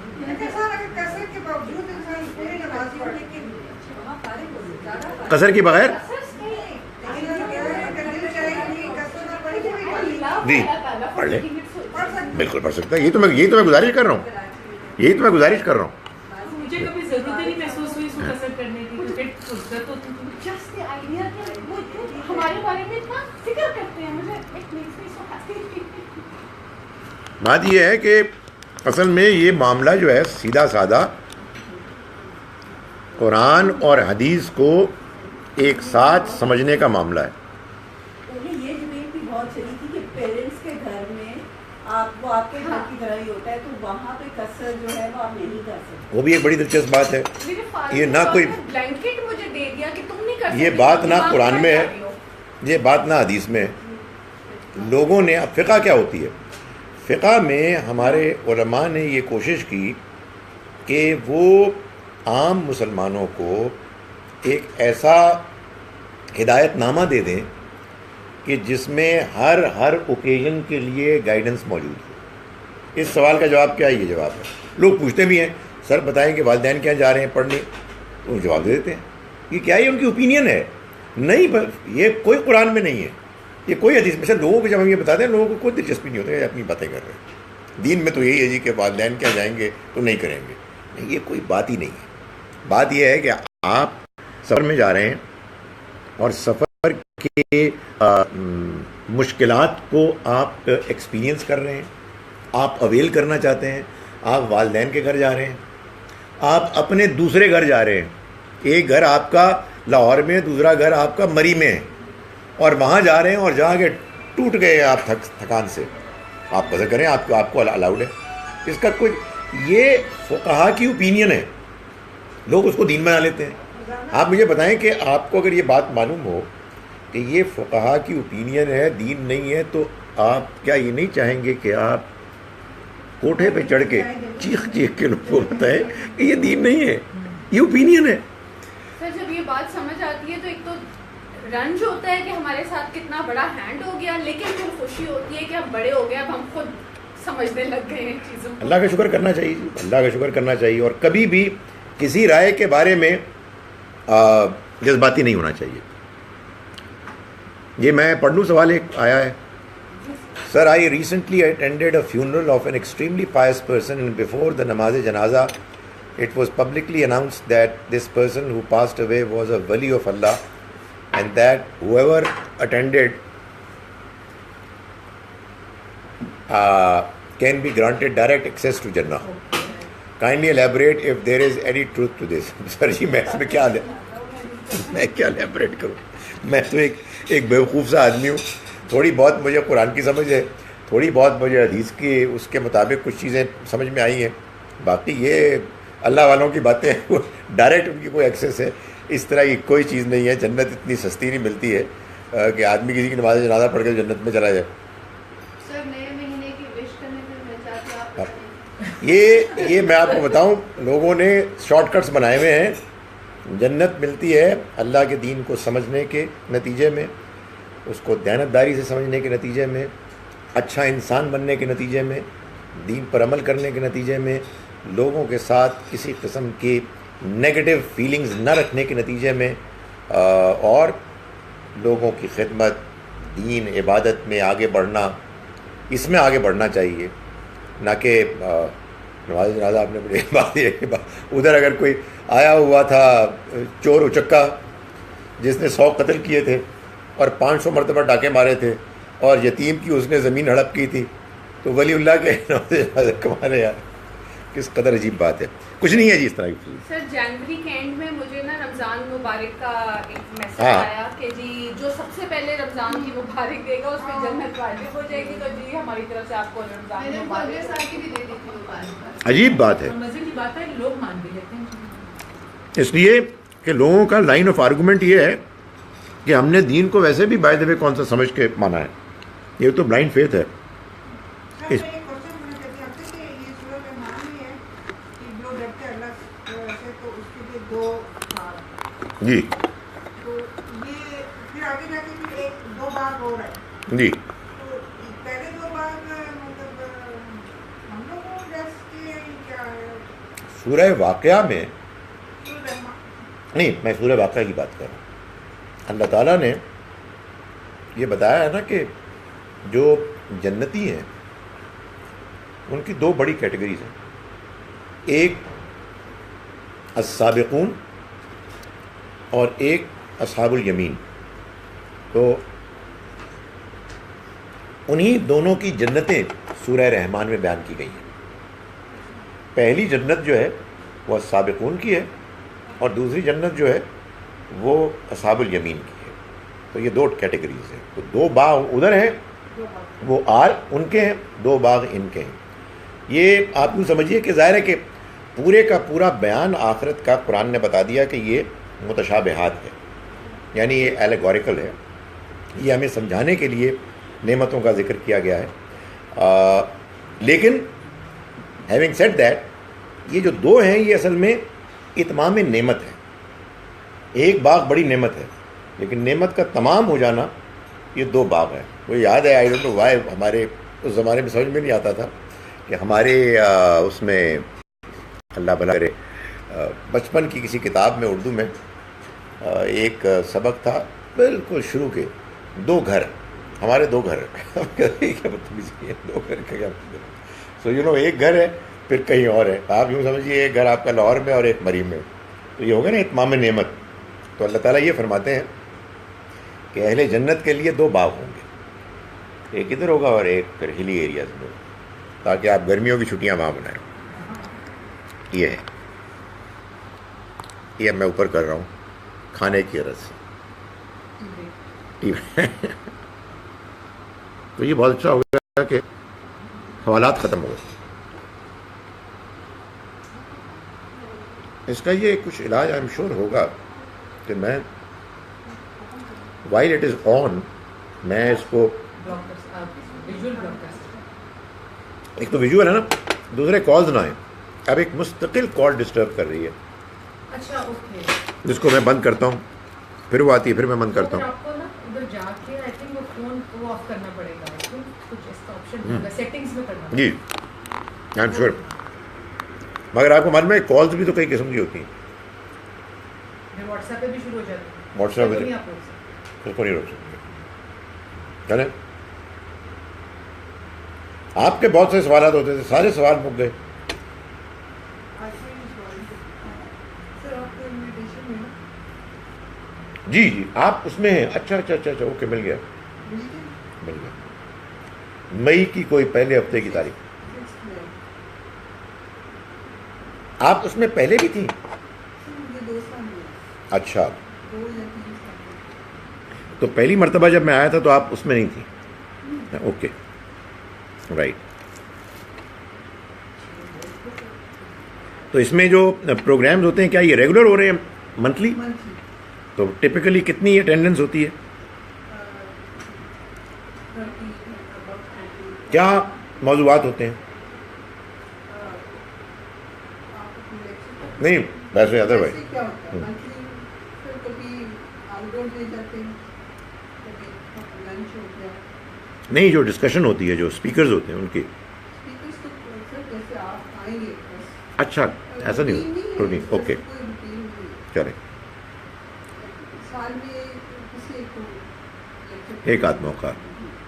ورنہ زیادہ تر وہ ہے سوشلائزنگ اینڈ کچھ پروجیکٹس ہوں گے ان کے. پروجیکٹس بڑی زبردست چیز ہیں. مجھے کل رات کو ایک صاحب ڈاکٹر صاحب ملے جو آئے ہوئے ہیں امریکہ سے. انہوں نے کہا کہ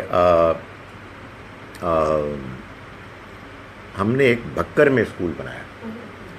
تو میں نے کہا وائے بھکر؟ میرا خیال تھا کہ کوئی بھکر کا ہوگا. انہوں نے کہا نہیں، وہ جب آیا نا سیلاب تو ہم نے یہ محسوس کیا کہ لوگ اکثر دریا کے قریب یا پنجاب کے میجر ایریاز میں یا سندھ کے جا رہے ہیں، تو انہوں نے کہا کہ ذرا دور کے ایریے میں جائیں. تو ہم وہاں پہنچ گئے اور انہوں نے پھر تصویریں دکھائیں.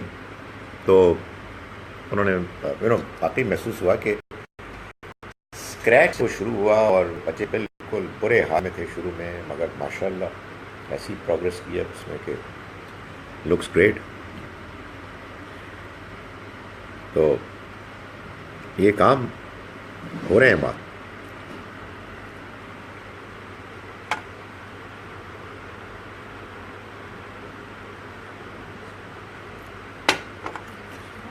تو مشکل یہ ہے کہ میں چائے شروع کر چکا ہوں.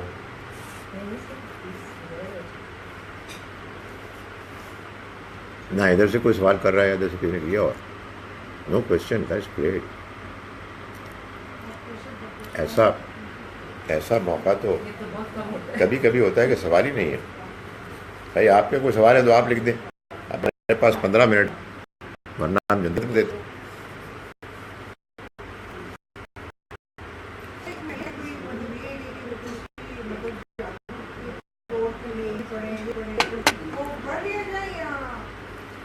دیکھیں، جادو کے توڑ کے معاملے میں یہ کہتا ہوں کہ ہم کو خود تو براہ راست کچھ نہیں معلوم. اتنا معلوم ہے بس کہ قرآن مجید میں اللہ تعالیٰ نے یہ اشارہ کیا ہے کہ اللہ نے اپنے فرشتوں ہاروت و ماروت کے ذریعے سے بعض لوگوں کو یہ علم سکھایا کہ وہ خیر کا کوئی کام کر سکتے، جس سے معلوم ہوتا ہے کہ اس علم کے نتیجے میں لوگ پرابلم سالو کرتے دوسروں کی. لیکن بجائے اس کے کہ وہ کوئی اچھی چیز سیکھتے، ان میں سے بہت سو نے اس کا منفی پہلو سیکھ کر میاں اور بیوی کے درمیان مثال کے طور پر جدائی ڈالنے کا کام کرنا شروع کر دیا. تو چونکہ قرآن مجید نے یہ اشارہ کیا ہے کہ اس طرح کا ایک علم موجود ہے کہ جس کے نتیجے میں خیر کا کام ہو سکتا ہے، اس سے معلوم ہوتا ہے کہ بعض لوگ یہ کام کرتے ہیں. اب ہمارے معاشرے میں لوگ موجود ہیں جو دوسرے لوگوں کی جو پھنس جاتے ہیں اس طرح کے معاملات میں مدد کرتے ہیں، اور وہ لگتا یہی ہے کہ اس طرح کے جو اوراد ہیں، الفاظ ہیں، ان کی تاثیر ہے، اس کے تھرو وہ مدد کرتے ہیں. ظاہر ہے کہ ہمیں نہیں معلوم کہ وہ علم کیا ہے، اس کی کیا تفاصیل ہیں، تفصیلات ہیں. اللہ تعالیٰ نے بھی کچھ نہیں بتایا. تو اس اشارے کو دیکھ کر، غنیمت جان کر، معاشرے میں جو لوگ کام کر رہے ہیں ان میں سے جن پر اطمینان ہوتا ہے اور جو وہ کام کرنا بتاتے ہیں توڑ کے طور پر، اگر اس پر بھی کوئی عدم اطمینان نہیں ہے تو بندہ کہتا ہے کہ شاید ٹھیک ہے. بس اتنی بات ہے. اس میں اگر کسی کا اطمینان نہیں ہوتا، بڑی اچھی بات ہے، یہ اس کی اپنی انڈرسٹینڈنگ ہے اور بالکل ٹھیک ہے اطمینان. دیکھیں، ہاروت و ماروت کے اللہ نے سکھایا نا علم، وہ علم نسلاً بعد نسلاً چل پڑا. جیسے ہمارے ہاں وہ حکمت چل پڑتی تھی، تو لگتا ہے یہ سینہ بسینہ ہے، یہ ہمارے یہاں کوئی ایک اس طرح کی چیز ہے. بس اس میں دیکھیں، یہ وہ ٹیریٹری ہے کہ جس میں آپ، میں یہ کہتا ہوں نا، یہ وہ ٹیریٹری ہے اللہ کے حکم سے ہوتا ہے. لیکن جیسے آپ کو ایسپرین کی گولی سے، کسی اور چیز سے بھی آتا ہے نا علاج، آپ کا علاج ہو جاتا ہے، کچھ آرام آتا ہے، معلوم ہوتا ہے اس طرح کی چیز اللہ نے اس میں بھی تاثیر رکھی ہے.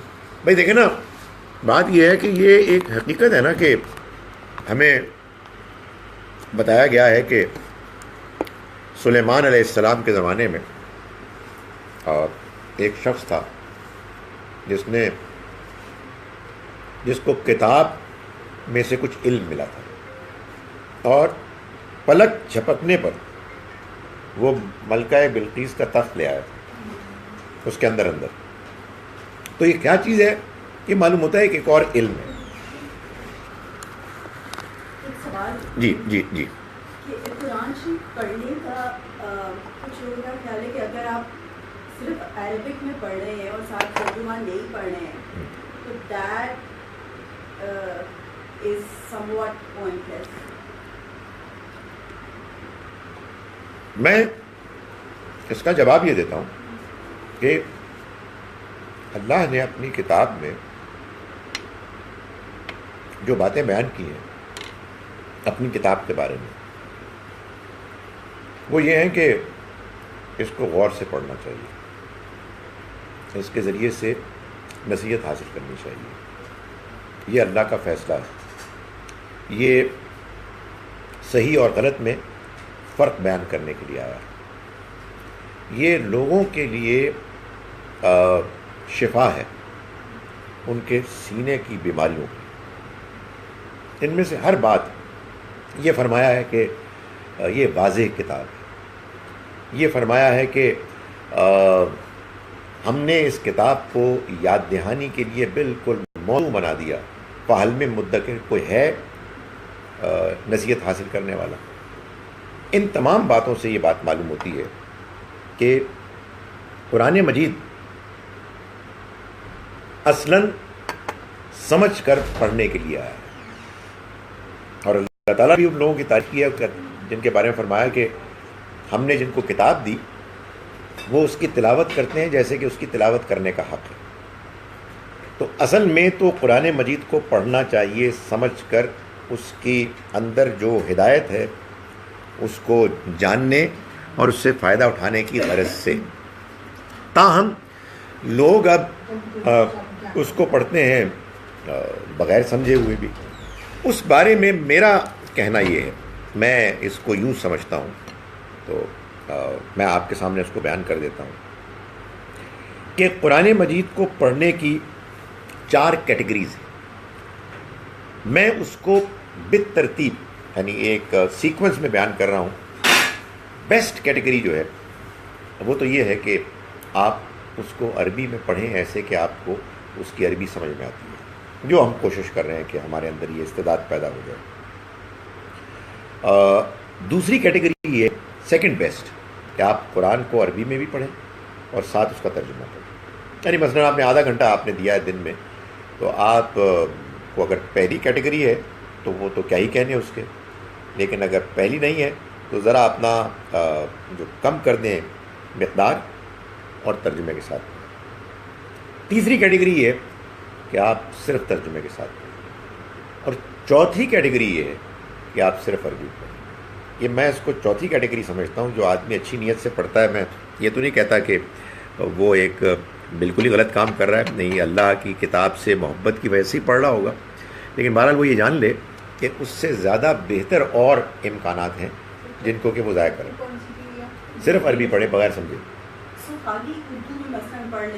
میرے نزدیک یہ زیادہ بہتر ہے، میرے نزدیک یہ تیسری ہے اور چوتھی سے بہتر ہے، مگر somebody can disagree۔ میرے خیال میں قرآن، میں کیوں کہہ رہا ہوں، میں اس لیے کہہ رہا ہوں کہ قرآن مجید نے اس پر سٹریس کیا ہے کہ اس کا مفہوم سمجھا جائے، اس سے فائدہ اٹھایا جائے۔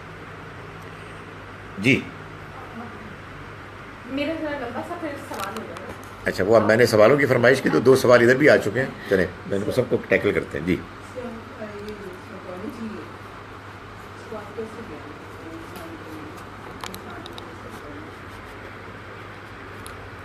یہ تو آپ ایک تو لمبا سوال ہے، یہ تو بہت لمبا ایک جواب لمبا سوال ہے، دوسرا ایک سائیکالوجسٹ سے سوال ہے۔ میں کیا بتاؤں بھائی، بات یہ ہے کہ انسان کے جو اندر کے معاملات ہیں، ذہن کے، سوچ کے، رویوں کے، نفس کے، ایک باطن ہے نا ہمارا، ہمارے ایٹیٹیوڈز ہیں، ہماری عادتیں ہیں، ہمارا ماحول ہم پر کیسے اثر انداز ہوتا ہے، اس کو بھی لوگوں نے اپنی اسٹڈی کا موضوع بنایا اور اس سے ظاہر ہے کہ لوگوں نے کچھ نتائج اخذ کیے اور بعض وہ چیزیں کہ جو بہت سے ان کے انسانوں پر تجربات کرنے کے بعد ان کو محسوس ہوا کہ کامن چیزیں وہ تقریباً ان کے ہاں آپ یوں سمجھیے کہ اصول بن گئے ہیں، ان کو بھی چیلنج کر دیا جاتا ہے۔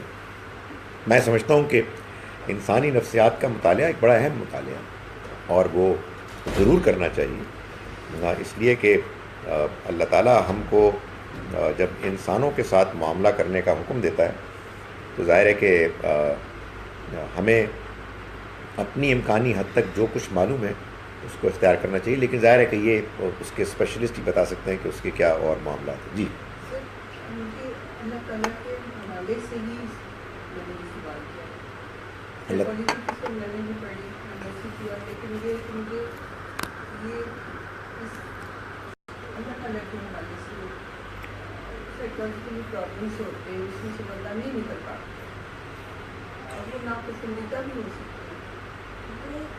نہیں، دیکھیں میں تو اللہ تعالیٰ کے حوالے سے وہی باتیں بتا سکتا ہوں جو مجھے سمجھ میں آئی ہیں۔ ان میں سے ایک بات یہ ہے کہ ہم سب اس دنیا میں آزمائش سے گزر رہے ہیں، ہمیں اچھے اور برے حالات آتے ہیں اور ہمیں ان کو فیس کرنا ہے اور ہمیں پازیٹیو رویہ اختیار کرنا ہے۔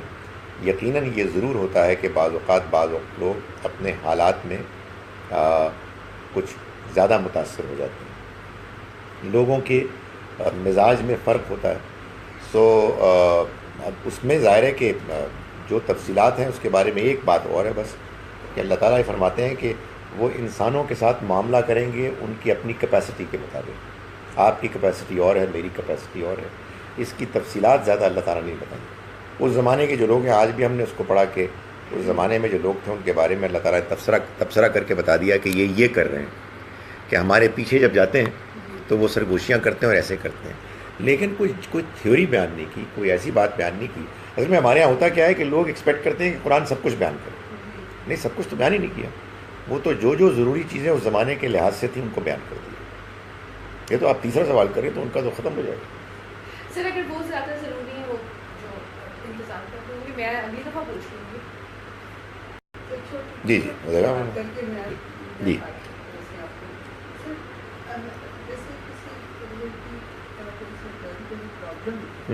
اس کو ڈسٹرب کر رہا ہوں سیدھے راستے سے، جیسے نماز ہے وہی لیٹ ہو رہی ہے، وہی رہ جائے، لیکن وہ اپنے اس موقع سے نکلنے سے قاصر ہو، یہ اللہ تعالیٰ کی نظر میں کہاں ہے؟ یہ تو اللہ میں جواب دے سکتے ہیں، میں تو صرف آپ کو یہ بتا سکتا ہوں کہ اللہ تعالیٰ نے ہمیں ایک موٹا سا اصول بتایا ہے، انسان اللہ کے ہاں جواب دہ ہے انہی چیزوں کے کرنے یا ان سے اپنے آپ کو روکنے کے معاملے میں جو اس کے بس پہ، وہ انسانوں کے حساب کتاب لینے میں اس کا لحاظ رکھے گا کہ ان کی شخصیت کیسی تھی اور ان کے حالات کیسے تھے۔ باقی تفصیلات جو ہیں وہ وہیں جا کے معلوم ہوگی۔ میں ان میں پڑھ لوں یا آپ آئے نہیں اس کو جلدی میں نپٹا رہی ہوں۔ مشکل سوال ذرا جلدی جب نپٹا لیے ہیں تو بہت اچھا ہوتا ہے۔ جی سر آپ ڈفرینٹ عالم اسلام میں جاتے بھی رہتے ہوں گے اور ڈفرینٹ اسکالرس سے بھی ملاقات رہتی ہوگی، لیکن جو وہاں کے لوگ ہیں، عام لوگ، سر ان کی انٹرپریٹیشن اسلام کی کس قسم کی ہے؟ جیسے ہم ساؤتھ ایشیا میں تھوڑے سے ذرا یہ جہاد کا کنسیپٹ آ گیا ہے کہ نان مسلمس کو ایکول نہ سمجھو، ادھر بھی انڈونیشیا ہو گیا، پتہ نہیں کون سے ممالک ہیں، ادھر بھی اسکالرس کی کچھ ایسی ہی انٹرپریٹیشنز اور وہ اسلام کو کتنا سیریسلی لیتے ہیں؟ بعض معاملات میں تقریباً وہی ہیں اور بعض معاملات میں فرق ہیں۔ نان مسلمز کے بارے میں جو رویہ ہے مسلمانوں کا، وہ اگر آپ مجھ سے پوچھیں جو ٹریڈیشنل انڈرسٹینڈنگ ہے وہ تو یونیورسل، مگر انسان حالات سے متاثر ہوتا ہے نا، تو اس کی وجہ سے پھر ری وزٹ کرتا ہے اپنی انڈرسٹینڈنگ کو۔ تو بہت سے لوگ ری وزٹ کر رہے ہیں آج کل، ہمارے یہاں ہی نہیں پوری دنیا میں، خاص طور پر وہ جو ویسٹ میں رہتے ہیں۔ اس لیے آپ کو نئے فریش پوائنٹس آف ویو سامنے آتے ہیں۔ اور بعض معاملات میں تو ظاہر ہے کہ مثال کے طور پر ہمارے ہاں حنفی فقہ رائج ہے، تو ملیشیا میں شافعی فقہ رائج ہے، تو اس کے اختلافات تو الگ الگ ہیں ہی، مگر ایک جنرل مثال کے طور پر انڈرسٹینڈنگ ہے کہ جو مرتد ہو گیا، جس نے دین چھوڑ دیا، وہ واجب القتل ہے. یہ آلموسٹ یونیورسل ہے، مگر بڑی سیریس اس میں لوگوں کی طرف سے آوازیں ہیں کہ ان کو ری وزٹ کیا جائے. اگر آپ مجھے اجازت دیں اور میں جلدی وائی ڈو وی ریڈ سورہ الکہف آن فرائیڈے. دیکھیں بات یہ ہے کہ یہ ایک حدیث میں آیا ہے، میں اس وقت اس پوزیشن میں نہیں ہوں کہ میں یہ بتا سکوں کہ اس کی سند کس حد تک قابل اعتبار ہے. چنانچہ ظاہر ہے کہ جب لوگ یہ پڑھتے ہیں، سنتے ہیں کہ حضور نے اس کی تلقین کی ہے، تو اس وجہ سے پڑھتے ہیں. آپ مجھ سے پوچھیں کہ اگر یہ حدیث صحیح ہے تو پھر سورہ کہف میں وہ کون سی بات ہے کہ جس کی وجہ سے اس کی تلقین کی جاتی ہے؟ میرا خیال ہے کہ سورہ کہف ایک غیر معمولی سورہ ہے. اس میں اللہ تعالیٰ نے جو باتیں بیان کی ہیں، اس کو پڑھ کر، سمجھ کے پڑھ کر، انسان کے اندر اس دنیا کی جو دھوکہ دینے والی اٹریکشن ہے، اس پر قابو پانے، اس کو اوور کم کرنے کی صلاحیت پیدا ہوتی ہے، اور انسان کے اندر ایک ہمبلنس، ہیوملٹی پیدا ہوتی ہے. ظاہر ہے اس کی کچھ تفصیلات ہیں، لیکن اس میں تو کوئی شک ہی نہیں ہے کہ سورہ کہف ایک غیر معمولی سورہ ہے. Sir, over the years I have observed you and Gandhi Sahab show extreme patience and understanding when faced with jahilana questions, to the point where one feels the questions themselves are not up to